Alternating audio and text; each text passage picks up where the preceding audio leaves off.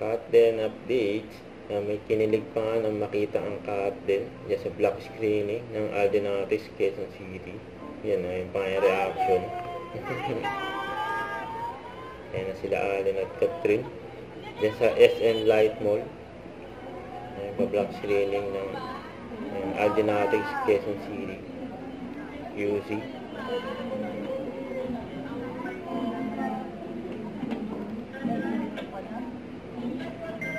Speech ng cut din.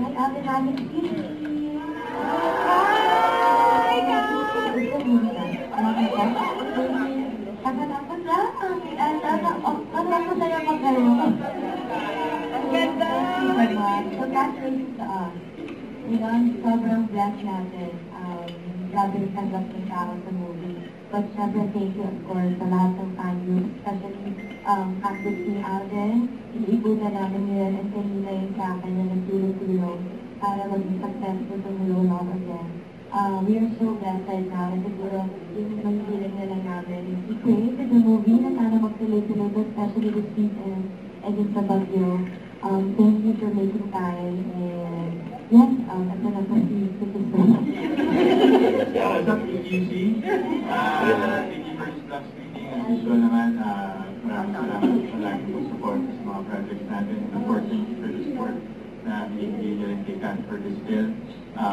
Sana na-fulfill namin yung expectations nyo about the movie. Sana yung mga nakapanood ng Hello Love Goodbye before, nabigyan namin ng justice yung sequel for this time. And maraming blessings na natatanggap yung pelikula ngayon.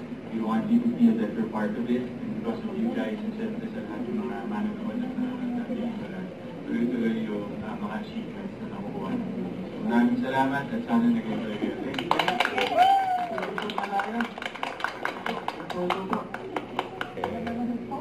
Pinayamahan din na yung mga bagay. Cut din yun, ha? Picture taking din. Yung cut din.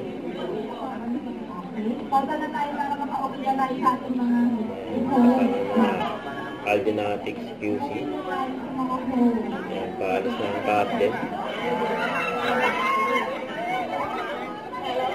Yan, ha? May pinasaya pa ang cut din. Ang sinanay. Makita niya ang cut din. Masaya. Years old and she's been raving about both of you and the movie.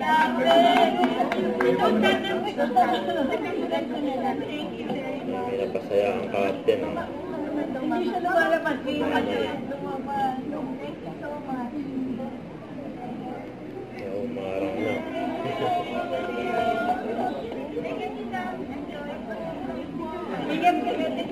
Bye guys!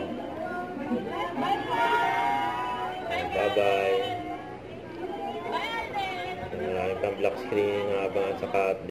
Huwag kalimutan mag-subscribe, click ang notification bell for my update. Ito po ang Richard Reaction Vlog. Bye guys, thank you for watching.